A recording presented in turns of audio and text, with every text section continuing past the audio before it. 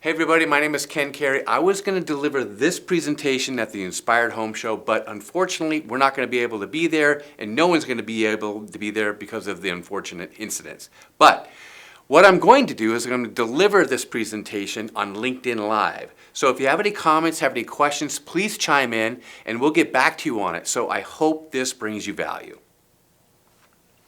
Marketing platforms have permanently been disrupted, and marketing tactics have always been in a state of flux. So let me ask you a question. Is the strategy of sales and marketing, has that changed so much, or is it more the tools and technology that we use? Well, we're going to look into that by looking at a campaign we did for Blink. Now, Blink is a newcomer into the home automation, home security space. And we're going to show you how not only did they launch, but they succeeded and they made their place in a very, very crowded marketplace. Now, before I get going to giving my opinion on this, let me tell you a little bit about myself and why I have a unique point of view on this. So my name is Ken Carey. I am co-founder and creative director of Script to Screen. And our two companies, Script to Screen and M2, have worked with big companies, some of the largest brands in the world, small companies, medium-sized companies, VCs, startups. We have generated over $6.5 billion for our clients, and it's growing every year. Now, Script to Screen is a strategy and creative agency, and M2 is a data and optimization firm.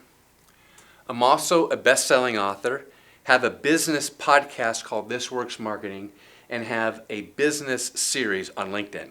What we do every day is that we create, we execute, and we optimize. With the goal is, can you create a compelling message that drives a potential customer to do business with you? And can you create a relationship with them that keeps them coming back for more? Now, there's no doubt that the two biggest shifts in my lifetime and in the last decade have been the internet and the smartphone. And evidence to this is our daily journey. And this is an example of that. So you wake up in the morning, you watch a little TV, you may be on your computer, maybe on your phone. You're on your way to work, and you get to work, you may be listening to something on your computer, you're sifting through your phone, you see some banner ads. At lunchtime, you're on your phone, most probably checking out what's going on during the day, and you're being on social, and you're being hit by ads and content. You're back at work, 3 o'clock in the afternoon, let's say, and you're back on your desktop. You might be listening to streaming radio. You may be getting some banner ads. You may be flipping through your phone. On your way home at 5 o'clock, you're listening to audio, maybe a podcast. You may be looking at some social media at the stoplight or the stop sign. We all do it. And you're just getting more and more messages sent to you, and you're on a different device. And at 8 o'clock, you're at home, you're relaxing, maybe you're watching a little TV, maybe you're reading something online, maybe you're on your phone, social media, you're catching up what's going on. The point here is that the customer journey we go through today makes us, and we do it voluntarily, we go from platform to device, and we seamlessly flow through it. So the important thing is, wherever that customer is, you need to be, because if you're not where your customer is when they're ready to buy, you're basically irrelevant. So with this landscape comes a challenge. Can you create a compelling message that educates, demonstrates, and motivates people into an action, and can you do it wherever your customer's attention is throughout their day? The key being, can you educate, demonstrate, and motivate? Now, long gone are the days where companies have hundreds of millions or tens of millions of dollars of a marketing budget. And if you have those kinds of dollars, good for you. But I haven't been in a meeting or have been involved in a campaign where there isn't a return on investment that is demanded, or at least the marketing budget needs to work as hard as possible. So with those being the reality today, we have no choice. That's what you have to do, because that's the way business is done today, and that's the way it should be. So, our messages in a direct-to-consumer campaign need to land everywhere. TV, online, social media, radio, podcast. That is a multi-channel campaign, which you're familiar with, but today people call it, direct-to-consumer marketing. It's really multi-channel direct-to-consumer marketing on every single platform. Now, when you get in front of your customer, you have to tell your product story. You have to educate them why and what about your offering is better than your competitors. You have to demonstrate your superiority and validate with credible sources and make a compelling offer. This is what you need to do as a minimum. Now, we're going to get into much deeper, but you have to do this. And you can tell just by doing this, you're not going to do that in 5, 10, 30 seconds. The strategy you're going to learn about today costs Blink a fraction of what it would cost to do a traditional campaign, and they were able to launch their product faster and have more success. Now, the challenge is, Blink didn't have big money to hire the big advertising agencies. They didn't have massive media budgets to blanket the airwaves and digital landscapes on all platforms. And they had to compete with iconic companies who've been in business for decades and are literally household names in their category. Now, Blink's competitive advantage was they had a much better product. They had proprietary software that allows you to do something their competitors could not. They have amazing, enthusiastic customers and testimonials. The product demonstrates very well. And the amazing features that the Blink cameras have is it requires a demonstration. So what do you do?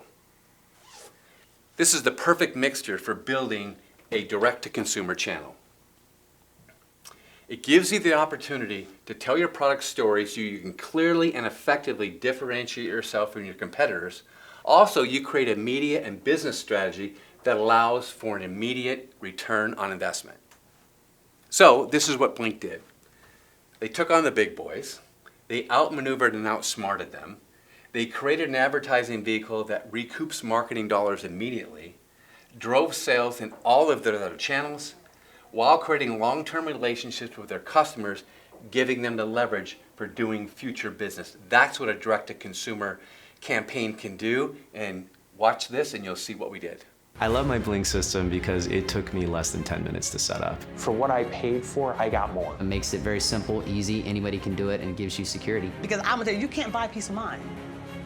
But that's exactly what you're buying when you invest into the Blink camera system.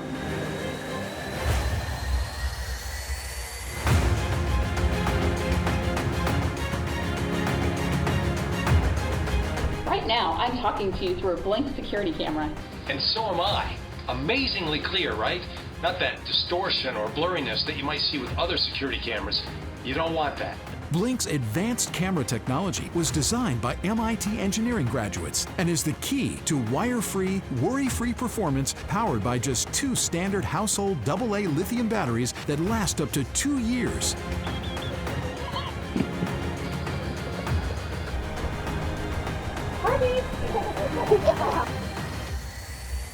Video and audio recording is motion activated, so when something happens, you're alerted and can quickly view and respond on your smartphone. Smile, pal. You're on camera, and I'm calling the cops. I can be much more aware of what's going on outside my house and inside my house. And that control means a lot to me. Get peace of mind protection for you and your family at a fraction of the cost. Just Blink. It's just a perfect system. It's a whole home monitoring security system in the palm of your hand. So immediately what you might be thinking is they did television. Really, television? Who watches television, you may be thinking. Well, let's put that myth to bed right now with some facts. 86.5 million television homes, which is 90% of the population, are watching television.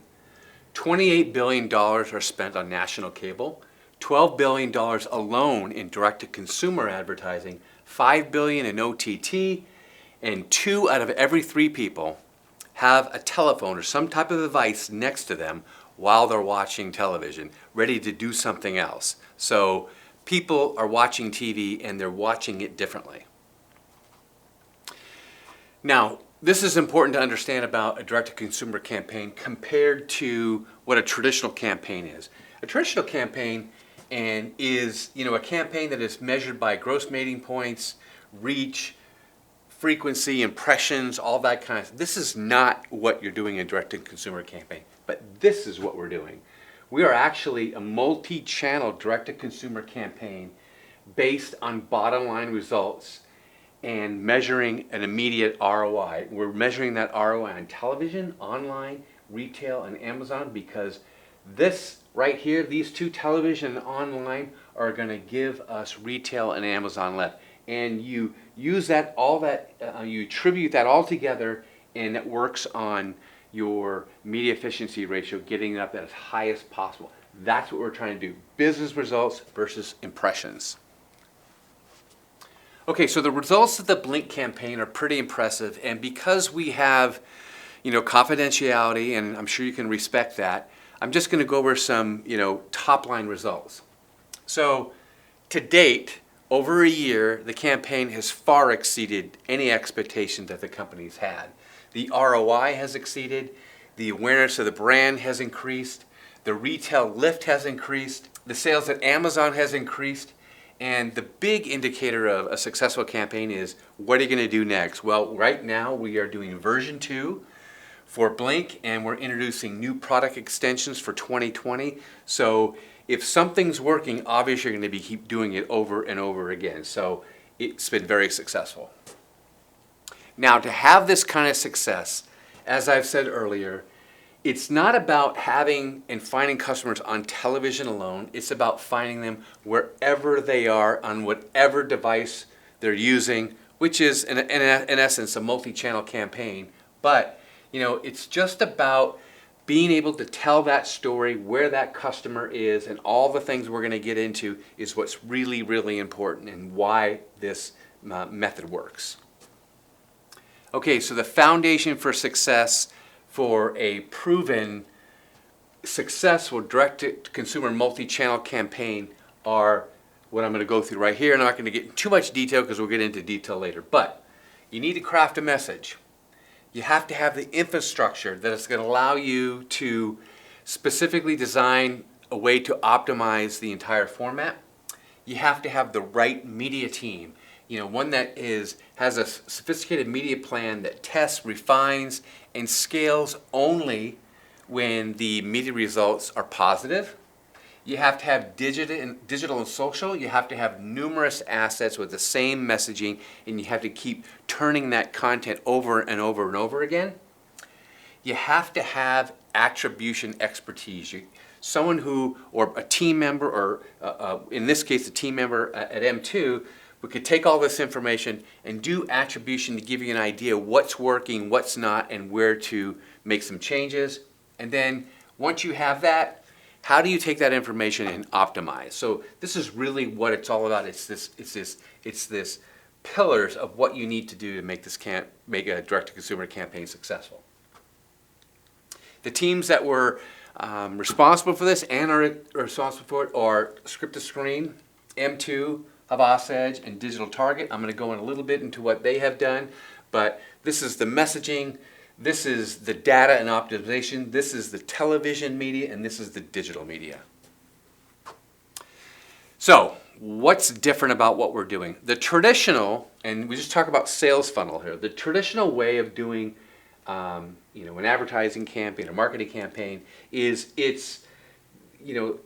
information comes from the top of the funnel, and you're paying on cost per thousands, reach and frequency, action planning, brand health. You're going that way, and the takeaway is, are you going to have brand health? Are people going to like your brand, and have you given them potentially, hopefully, some reason to buy when they're somewhere else because you've talked about the brand? What we're doing is totally different. It's a performance model, and we're based on business results. Brand health is one thing. This is actual dollars, cents, business results that allows you to reinvest into the campaign. And we're measuring cost per visit, cost per lead, cost per enrollment or cost per order, and lifetime value. And we're going to try to build that lifetime value, and that's what all that together is going to give you positive business results. Okay, the 12 strategies that we have proven over the last 30 years to be extremely successful. I'm going to go over them pretty quickly, and then I'm going to get into depth on what we did with Blink, because we're not just going to tell you what to do, we're going to unpack it and show you what we did so you have some value out of this. So The first thing is you want to have a hook. How are you going to get their attention? What's the problem you're solving? How are you solving it? What's the story to that solution? How are you different? You know, what are the demonstrations that you're going to use to show your differentiation of your product? You need to be authentic, always. We'll get into that in detail. How are you validating your product? How are you doing with testimonials and real customers? How are you crafting a simple selling message by using all these together? We'll get into that. How are you going to create value? What is your compelling offer? And how are you creating urgency? Those 12 things are foundational, and that was with any direct-to-consumer campaign. But let's talk specifically about Blink. Okay, so hook. How did we grab our customers' attention? This is extremely important, especially because our attention is fragmented.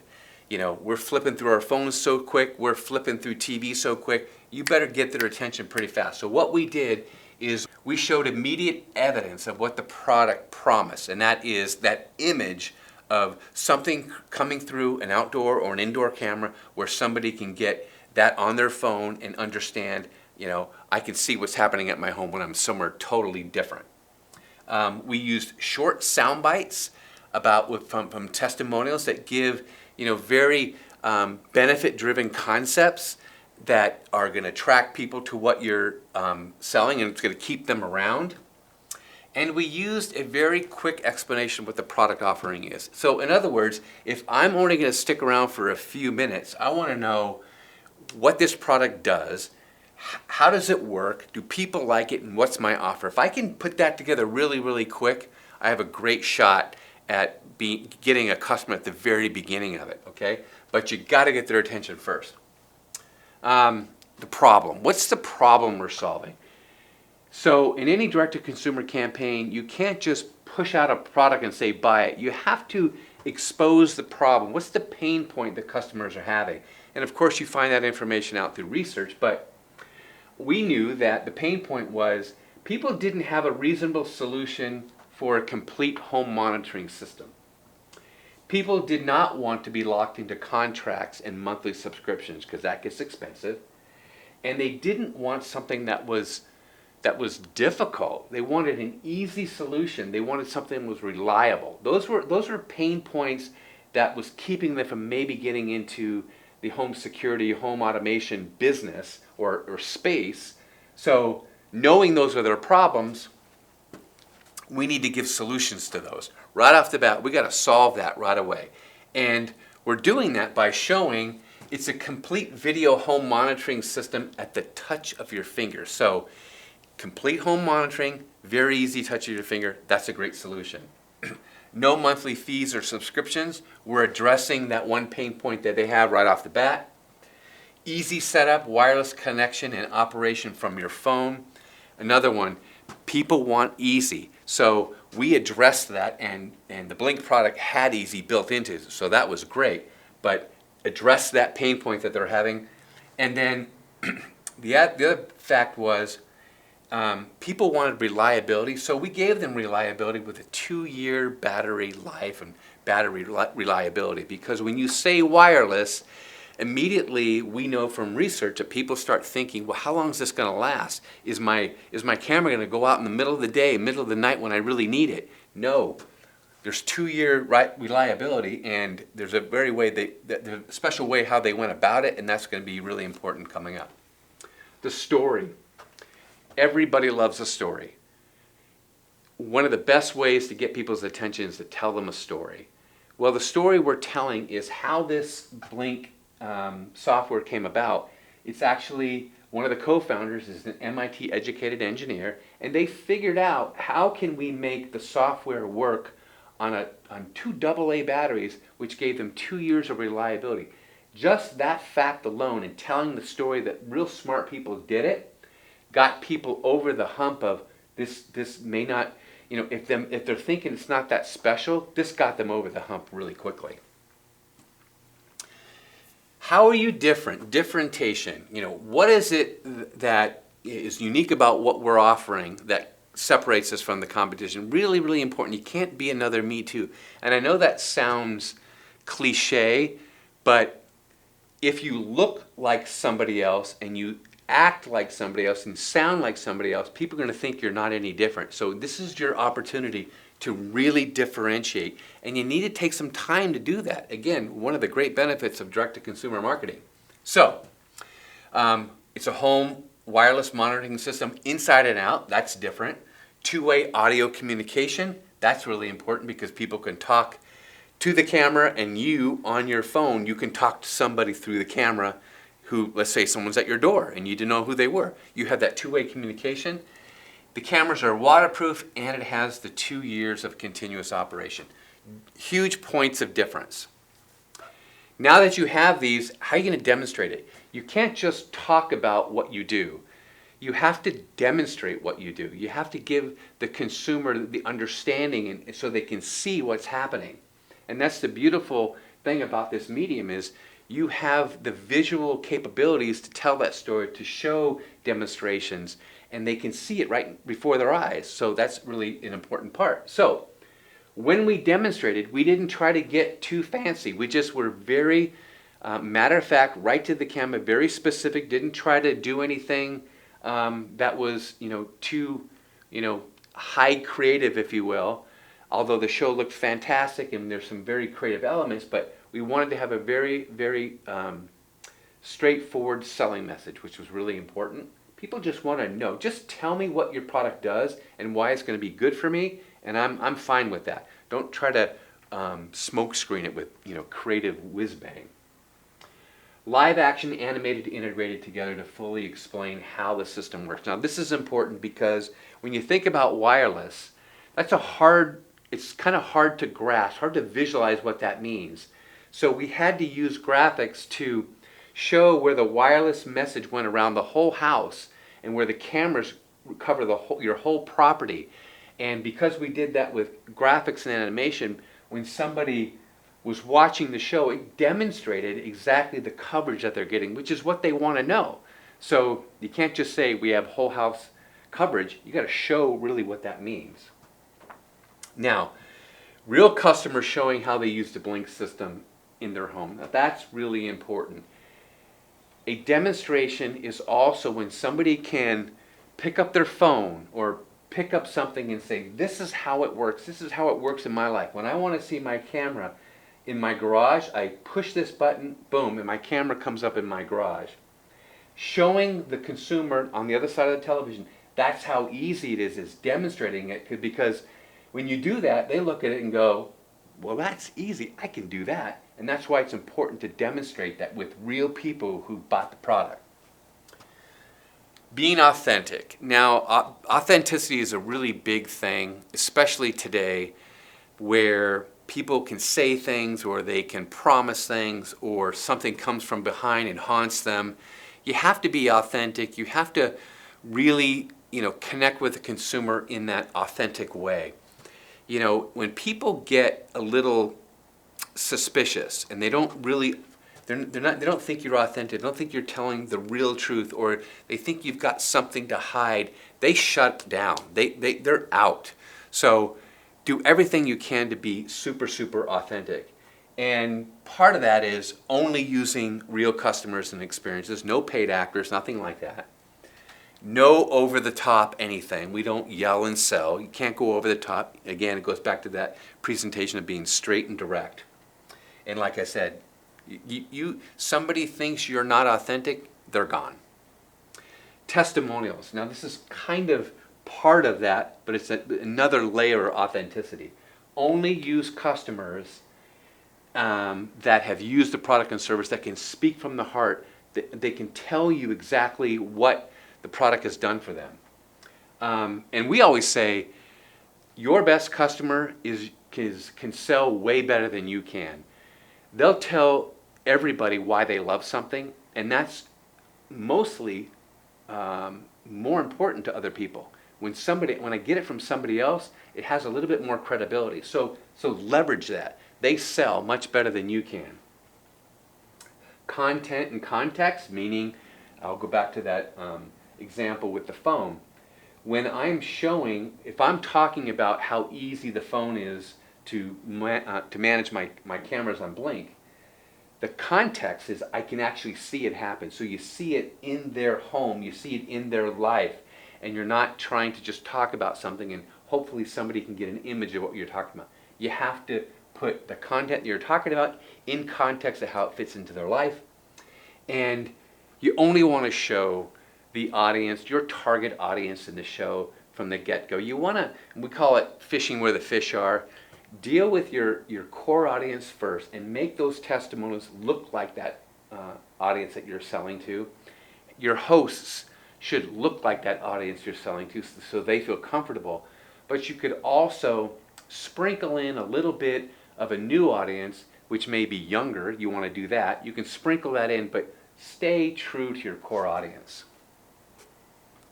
Keeping it simple. I know what I'm saying. There's a lot and it can sound complicated, and it can be if you're trying to do everything at once, but keep it simple. Keep it really simple to 3 main thoughts. Have a lot of support with the other things I'm talking about, but keep it simple to 3 main points. And those were, what we used were, ease of use, 24/7 home monitoring, no fees and subscriptions.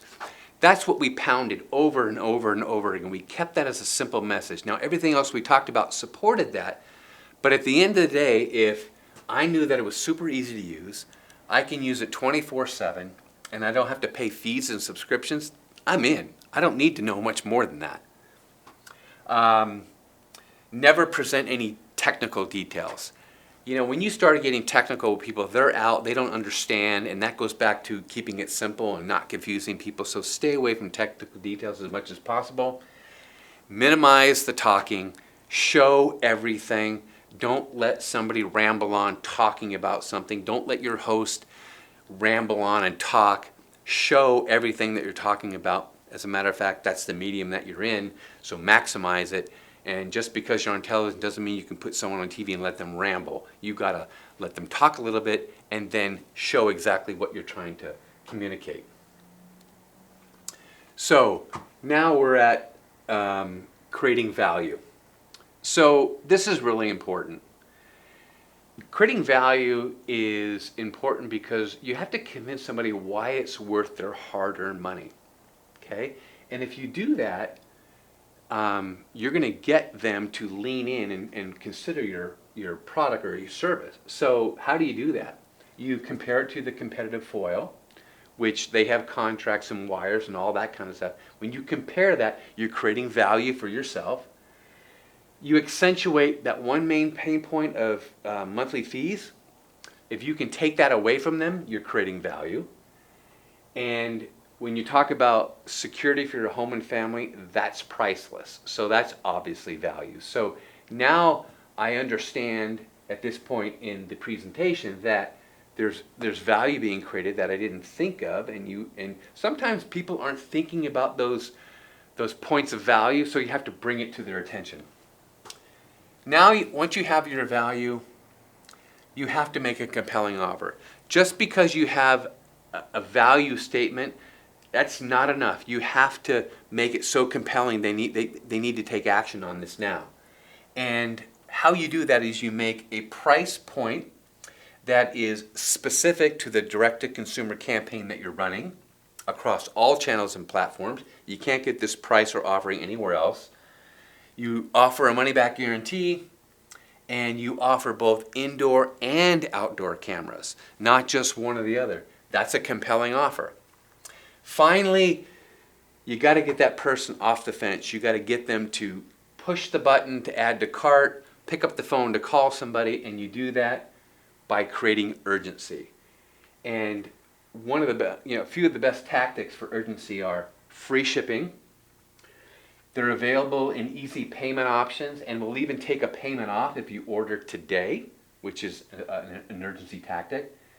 Offer a free camera if they order today, and give them some home stickers and a front yard protection sign. So give them everything they need in the offer and say, if you act now, you can get all these free things or these bonus offers, and that creates urgency. And really that's the key to really a good MER, that media efficiency ratio, or that return on investment, that the sooner I can get somebody to make a decision and buy, I can start reinvesting that money back into the campaign. Okay, so that's the message. And I always say, if you don't have the message right, all the media and the digital, that's not going to help you. You got to have the message right, because that message is on television, it's on online, it's in social, it's everywhere else. So if you don't have the message down first, you have bigger problems. So get that done first, and then get into a very, very sophisticated direct response, performance-driven media campaign. Now that's a totally different way of buying media than traditional, and let's get into that. So first thing that you're going to do is you're going to build a media customer profile for the category that you're marketing to mitigate risk. So we know through years and years of purchasing behavior with our media partner that, what is the audience that we can focus on that's going to mitigate risk? That's super, super important, because you don't want to just spend money foolishly. You want to spend it wisely. You want to create a purchase analysis. Now, there are people who have more tendencies to order versus people who have more tendencies to go online. It's almost a 60-30, 60 online, 30 on the phone, but you can't eliminate those people who are on the phone. Some people just like to pick up the phone and talk to somebody. Some people like to go to the store and see and touch and feel something. Some people can just go online and say, order, ship it to me. It doesn't matter. But you have to communicate with all those people on how they like to purchase. When you're putting together your media plan and you're starting to roll out, you need to talk about how you're going to allocate your dollars. We recommend, and our media partner has recommended, and what they did in the Blink campaign was 75 to 80% of your budget towards proven media first. What we're doing is we're pressure testing this. Let's go to the proven media first, work out all the kinks and bugs, and then start scaling. And you do that by adding maybe a 15 to 20% budget towards, a diversity footprint to scale the campaign, meaning you might go younger, you might get into other pockets that aren't proven yet, but you want to try it, but the weight of it's going to be in proven media. Once that information comes in, once you know what your numbers are, you have to analyze the data for statistical significance to determine and grow into local markets. So this, out of the bat, is a national cable performance media strategy. Now, you can get into pockets of markets that are outside of national cable, and there's thousands of those. You want to be national first on cable, but then you want to get into those little markets. So you don't know what those markets are until you start analyzing your data and matching those markets to find out where you can be successful there. So that's another way to scale. This is something that has been very, very successful, and it has really helped our direct-to-consumer campaigns, is identifying full break opportunities. Now what that means is your main engine, the infomercial, is a 20-minute and 30-second presentation. So what is happening now is some cable networks and other networks have a limited 30-minute programming, but they have 3 and 5 minute openings.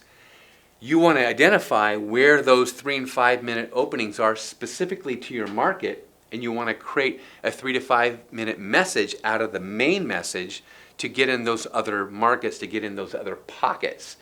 Those pockets definitely help with raising the awareness of the entire campaign, because you're getting in the middle of a very popular show versus a whole half hour in a certain predetermined time slot. All right, so once you've done that, and before once you've identified those 3 to 5 minute pockets, you want to take the whole show and you want to do a minute by minute creative analysis to determine the most effective 3 to 5 minutes in the entire campaign. So That is pretty evident when you're doing your analysis. You can see where there's spikes of interest and you can see where there's lulls of interest. Well, you take those spikes, understand what's going on there, and then start to put together the most effective 3 to 5 minutes. So, in other words, you're not guessing what that message in 3 to 5 minutes should be. Your analysis is telling you what it is, and now you're going to deploy it intelligently. And that's where you talk about, implementing. You're deploying it, you're implementing it along with the long form for the most effective day part mix for success. Then once you've had all your media been running for a while, you want to do a complete market analysis to determine a direct channel lift. For example, when you have run your campaign for a certain amount of time, sometimes it's a lot quicker than others, but it happens. You start to get POS data pretty quickly, which is that point of sale data. You start to see what your Amazon sales are doing. You're starting to see, oh, when I run my campaign at this point, I'm getting more Amazon sales than I was before, because you can compare that to what you had from the beginning. Same thing with retail. In some cases, companies know what they're going to do in this quarter, let's say, of time in the year. And then you layer on that direct-to-consumer channel on top of that, and those numbers change, they increase. The only thing different was the direct-to-consumer campaign. So now you can measure that retail lift, which is another fantastic thing about direct-to-consumer, because you're spending wise money to raise awareness, raise sales in all your other channels, and you're recouping money as you're doing it. Then you want to, as you grow even more, you want to determine a move forward media budget. And this may be a year down the line or 2 years down the line, but once you've established through enough media weight and people understand what your product is, what it does, they just need those quick reminders in 60 seconds and 30 seconds, as well as OTT being, over the top or connected. We can reach those cable cutters who are watching Hulu, Netflix, those types of things. They're still being served commercials. So you're going to be doing those in 30 and 60-second pieces. You're going to be doing terrestrial television in 60 and 30 seconds as well. But it allows you, again, to expand more and more and get bigger and bigger and bigger. And of course, you are going to eventually layer in podcasts and Hispanic television. Hispanic television is very powerful, and I don't need to tell you about podcasts. Podcast is the new radio medium, and it's a huge, huge opportunity. So, this pretty much is what I just said, but what happens is it's this cycle of success that I call. It's the diamond in the rough that the more this cycle goes around, it's like that chamois, shining that piece of diamond until it gets really, really valuable. And that all starts with research and insights and strategy, the performance planning, the activation, the analysis and optimization, and taking those learnings and implementing them and growing out your campaign. So this is that performance planning process that in direct-to-consumer media is so important. It makes that diamond in the rough, that diamond that is just a marquee. Now let's talk about digital and social, because obviously this is a multi-channel direct-to-consumer campaign. Digital and social is more important than it's ever been. One of the interesting things that we hear all the time is companies that will launch a business on digital and social, but the problem quickly happens is they can't scale. We hear that all the time. And then they come to television, and then now they can scale their business. They can start a business there, but they can't scale it. What we're doing now is we're scaling it to the nth degree, because we're on television and we're on social and we're on digital.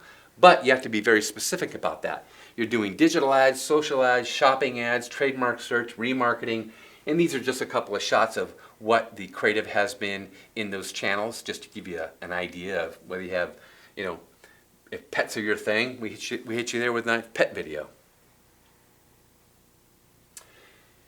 The funnel and optimization when you're talking about digital and social. So this is called a microsite layout. We're not creating a website that is a company catalog.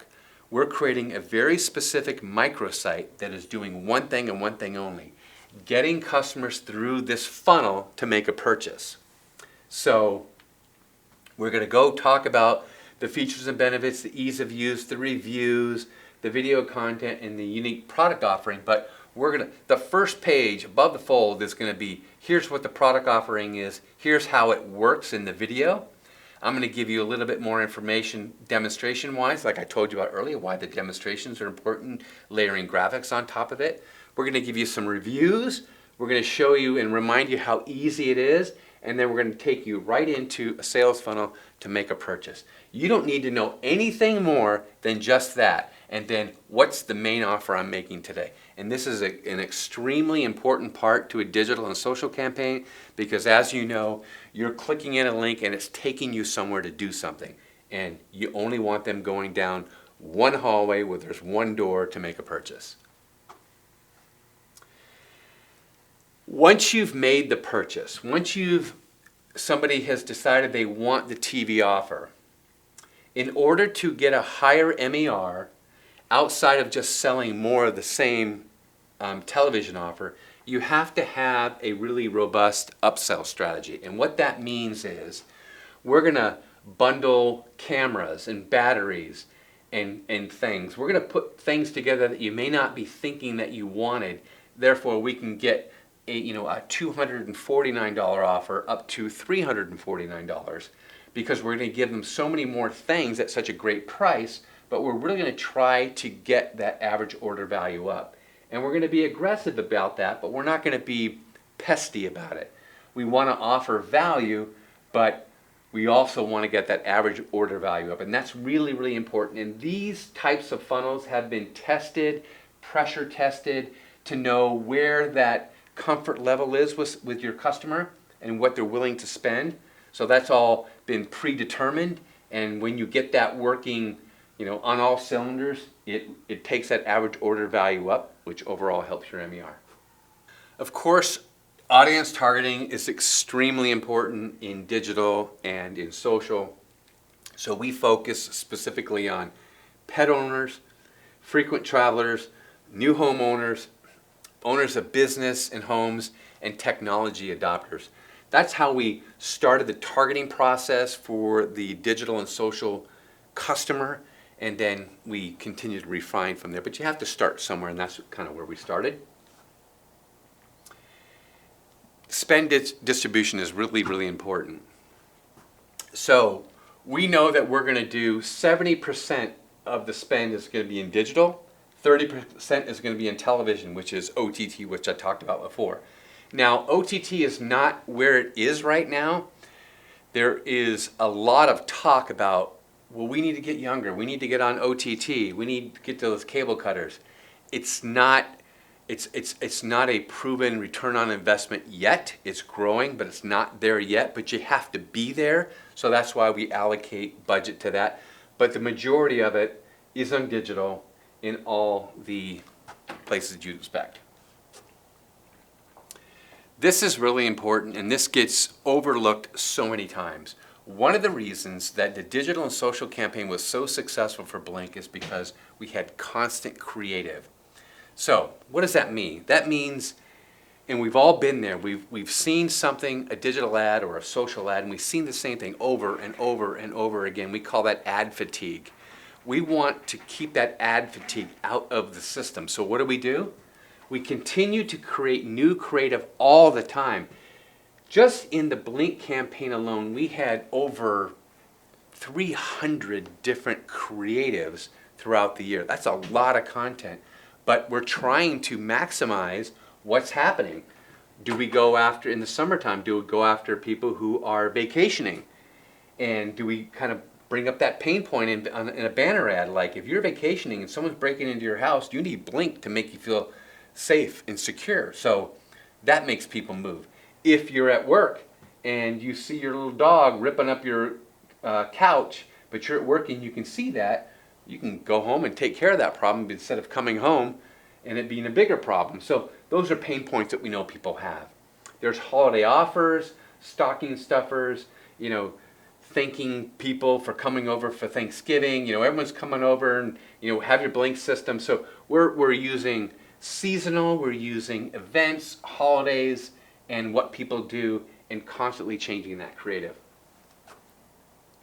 So the results of that, in this direct-to-consumer campaign for Blink, just in digital and social alone, nearly 40 million impressions, which far exceeded revenue goals, and allowed a sustainable and profitable media efficiency ratio to keep running the digital campaign because it supports the television campaign. All these help each other. So the bottom line to a path for direct-to-consumer performance success is this. In a world where results and marketing dollars need to work harder than ever, and as I said before, I haven't been in a meeting, I haven't worked with a company or on a campaign that isn't asking that question. How can they work as hard as possible, those dollars, and at least get a return on investment? And you have to make that work in digital and television. And in a social world where the consumer attention is spread out and fractured, you may only have one opportunity to reach your customer. It may be on television, it may be on social, it may be on digital. When you have that opportunity, you better be able to tell your story, differentiate yourself, solve their problem, and make a compelling offer very quickly. If you don't, you just become an impression and nobody cares. We're talking about business results, and that's the way you do it. When you're in front of them, don't miss the opportunity. So thank you for your time, and I really appreciate you listening to what we were able to do for Blink and explain to you how it was so successful. So, you know, here's the links to how to get a hold of us. You know, DM us, tag us, do whatever, but go to these links, find out more about, you know, what we can do and maybe how we can help you.